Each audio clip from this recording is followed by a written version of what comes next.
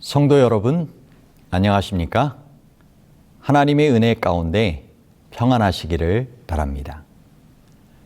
오늘은 성경 속 관계 원리 두 번째 시간입니다. 우리는 관계 안에서 자주 고집과 자존심이라는 교만을 택할지 아니면 겸손하게 먼저 손을 내밀지 고민하게 됩니다. 성경은 이렇게 권면합니다. 잠언 16장 18절 말씀입니다. 교만은 패망의 선봉이요 거만한 마음은 넘어짐의 앞잡이이니라. 출애굽기의 바로와 모세를 보면 교만과 겸손이 어떻게 각자의 인생과 그들이 속한 공동체의 운명을 갈라 놓았는지를 보여줍니다.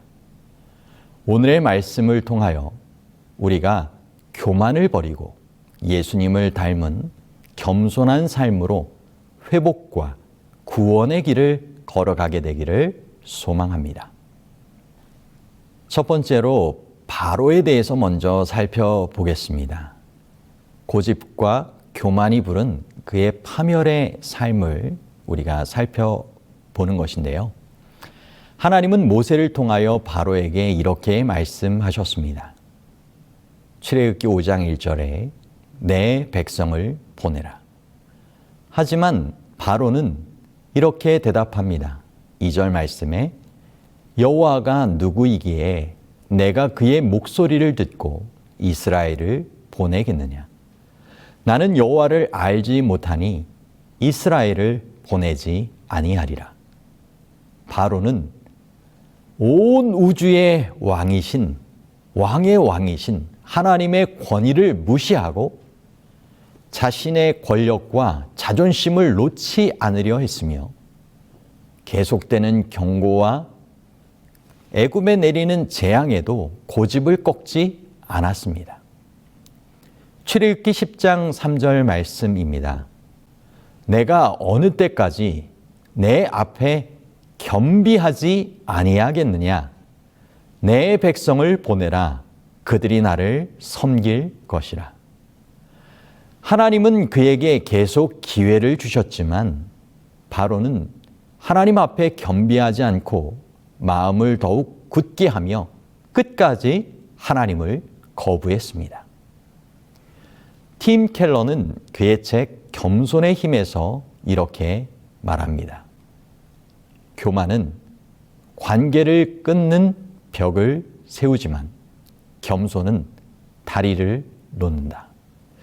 여러분, 우리가 흔히 이런 대통령에 대해서 불만스러운 그런 행동들을 할 때가 있죠. 그 무리들이 이렇게 대통령의 관저나 이런 곳으로 이렇게 와서 시위를 하면 때로는 어떤 뉴스를 듣습니까? 이런 버스 벽을 세운다든지 이런 벽을 세우는 그런 일들을 보게 되죠. 그만큼 듣고 소통하려고 하기보다 자신이 옳다고 주장하고 그렇게 계속적인 행동을 하려고 하는 것입니다. 그렇다 보니까 우리의 나라 가운데도 정치적인 여러 문제들이 야기되는 것이 아닌가라는 생각을 가져보게 됩니다. 내 사전에 불가능은 없다라는 유명한 말을 외쳤던 이 나폴레옹이 있습니다. 그는 프랑스 혁명 이후에 유럽을 정복하며 막강한 권력을 쥐었습니다. 1812년 그는 러시아 원정을 통하여 대실패를 경험을 하게 되는 새로운 국면을 맞게 됩니다. 혹한과 러시아군의 이 초토화 전술, 이 보급 부족으로 인해 수십만의 군사를 잃었지만 그는 자신의 실수를 인정하지 않고 다시 그의 제국을 회복하려는 고집스러운 행보를 이어갑니다. 그는 교만한 태도를 버리지 못하고 유럽 국가들과의 관계 회복에도 실패하며 결국 연합군에 의하여 1815년 워털루 전투에서 결정적인 패배를 당합니다. 이후 그는 다시 유배되어 권력을 잃고 쓸쓸하게 생을 마감했습니다.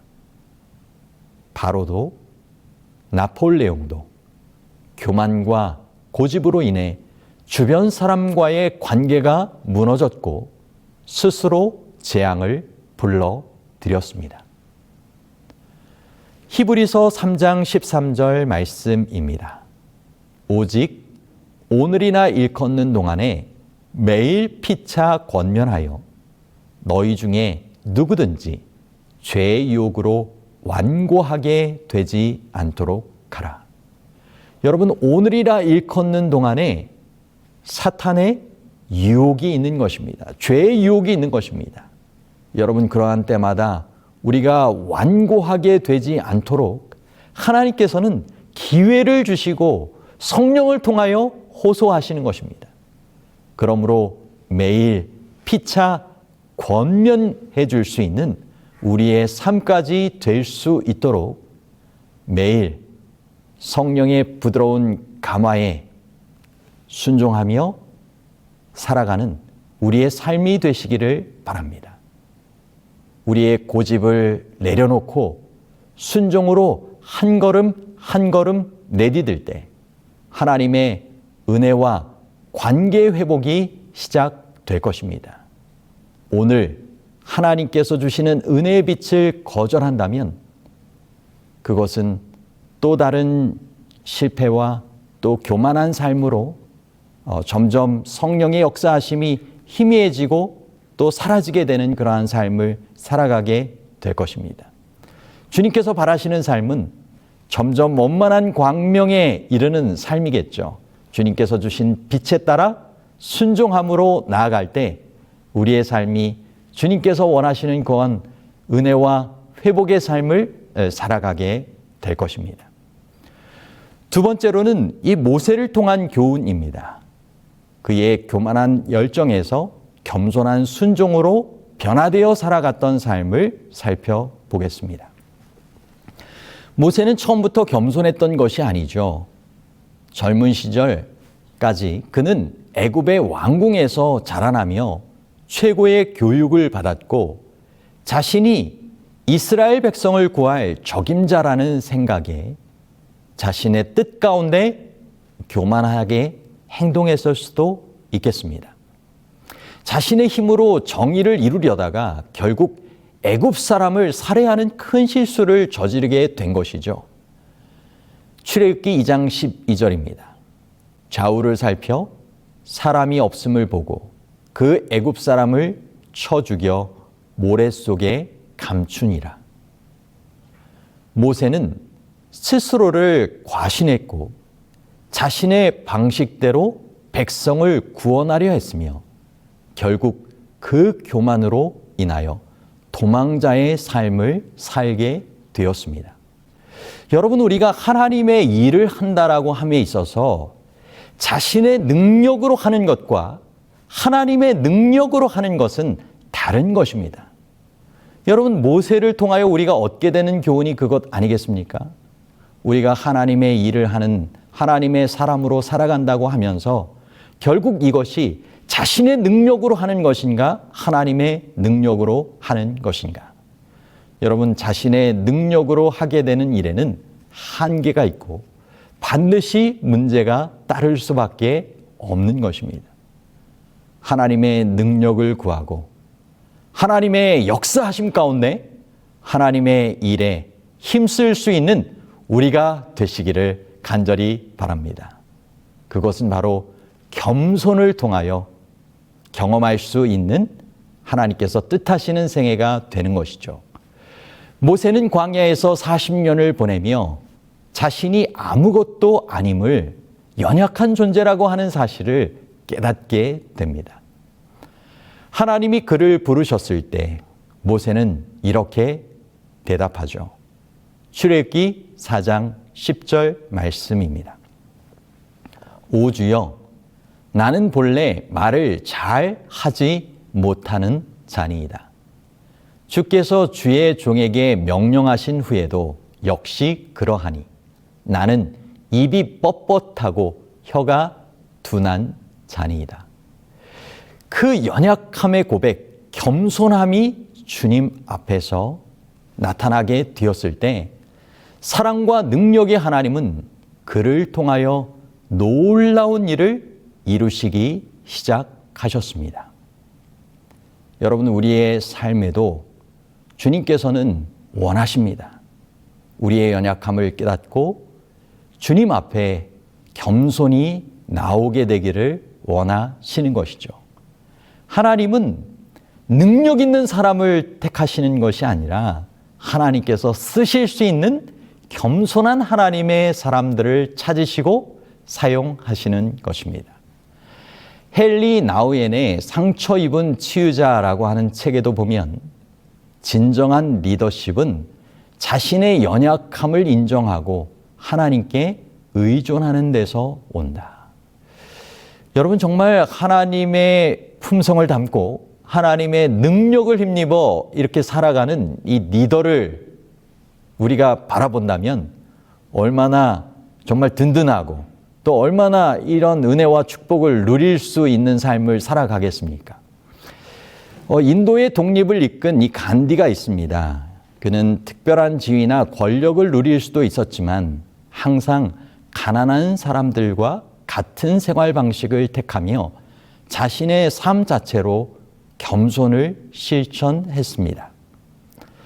간디의 말년에 하루는 기자가 방문하여 이렇게 물어보게 되었습니다.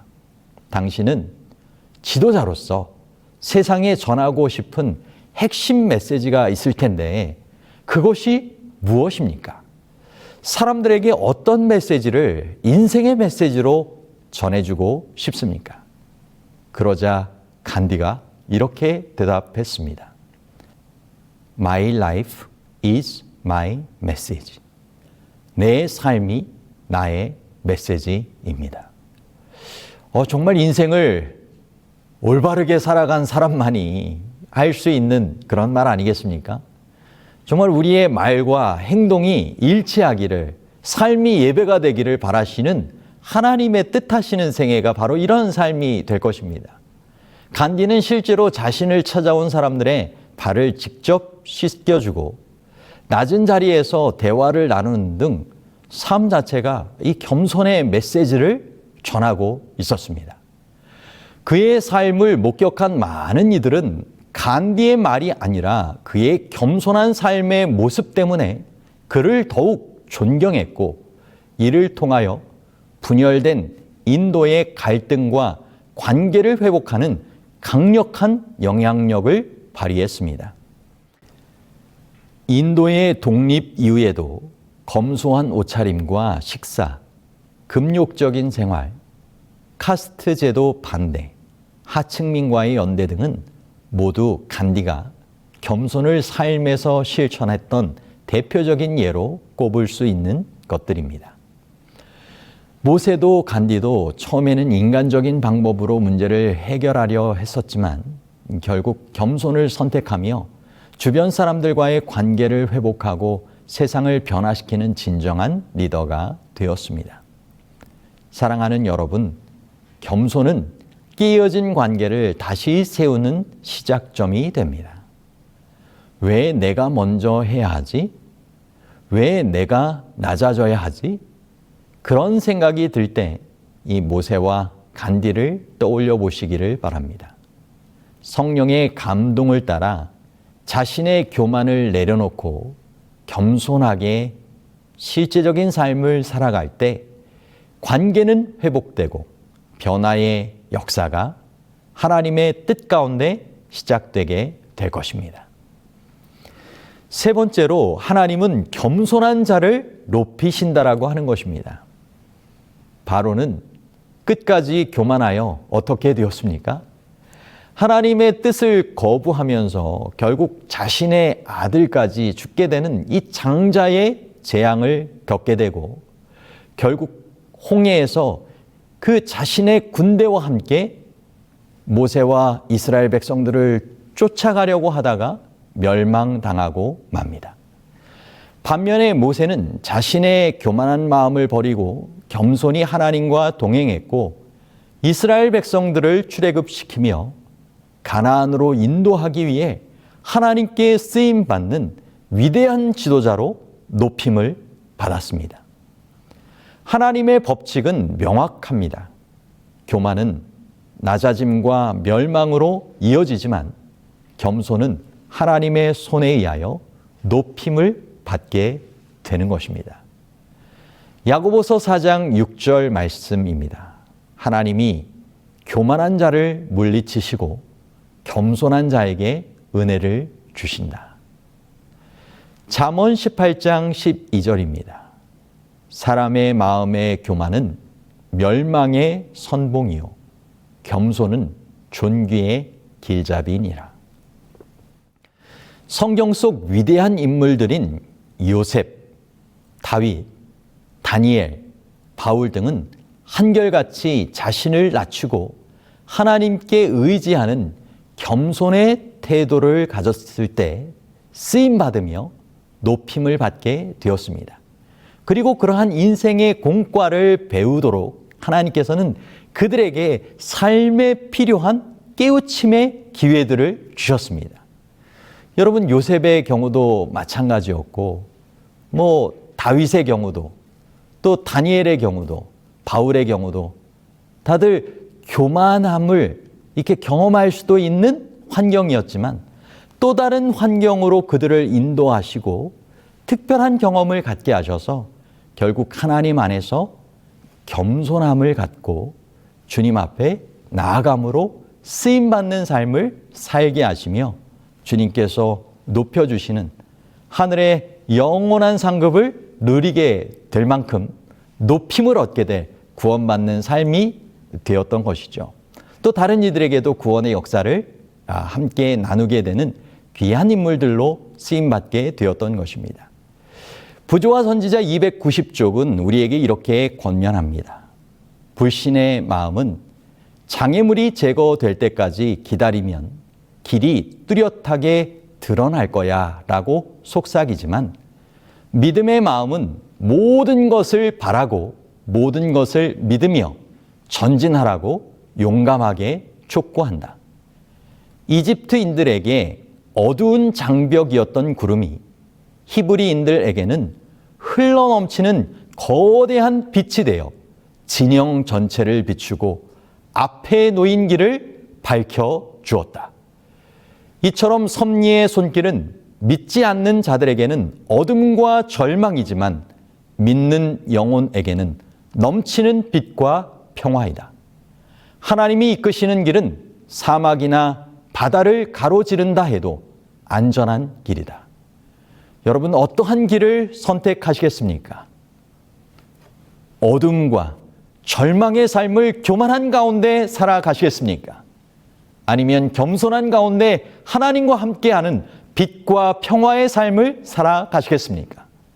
사막이나 바다를 가로지르는 삶을 살아간다 해도 하나님과 겸손히 함께하는 길에는 하나님께서 보호하여 주시는 안전한 삶이 약속되어 있는 것입니다.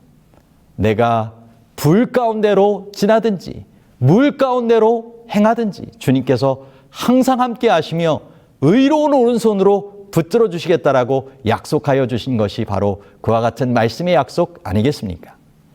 믿음으로 겸손히 하나님께 인도함을 받는 삶을 선택하시게 되길 바랍니다. 그 길에 안전과 형통이 있는 것이고 구원의 삶이 있는 것입니다. 오늘 우리는 두 가지 대조적인 모습을 살펴보았습니다. 바로는 끝까지 교만을 버리지 못하고 파멸의 길을 걷게 되었고, 모세는 겸손히 자신을 낮춤으로 하나님의 손에 들림받으며 쓰임받는 삶을 살게 되었습니다. 하나님은 오늘도 겸손한 사람을, 하나님을 찾는 사람을 주목하여 찾고 계십니다. 하나님은 교만한 자를 낮추시며 겸손한 자를 높이십니다. 우리가 진정으로 바라보아야 할 최고의 겸손 모범은 바로 예수 그리스도입니다. 예수님은 스스로 하나님과 동등됨을 취할 것으로 여기지 않으시고 오히려 인간의 모습으로 이 땅에 성육신하셔서 십자가의 대속의 죽음까지 순종하심으로 겸손의 모본을 보여주셨습니다. 그 결과 하나님께서 주신 영예를 얻고 하나님께 영광을 돌리게 되셨습니다. 빌립보서 2장 9절로부터 11절입니다.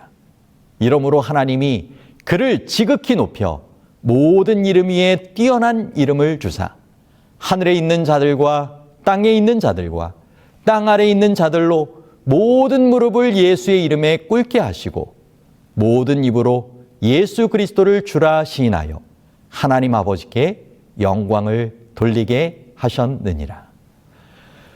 오늘 우리 각자에게 이런 질문을 해보시면 좋겠습니다. 나는 지금 관계 속에서 고집과 교만을 붙잡고 있진 않은가? 하나님께서 원하시는 길이 보이는데 아직도 내 생각을 고집하고 있지는 않는가? 마태복음 23장 12절 말씀을 읽고 마치도록 하겠습니다. 무릇 자기를 높이는 자는 낮아지고 자기를 낮추는 자는 높아지리라. 이제는 우리의 교만을 주님 앞에 내려놓고 겸손히 순종함으로 회복과 은혜, 구원의 자리로 나아가 주님께 쓰임받는, 높임을 받는 우리 모두의 삶이 되시기를 간절히 바라며 오늘 말씀을 마치도록 하겠습니다.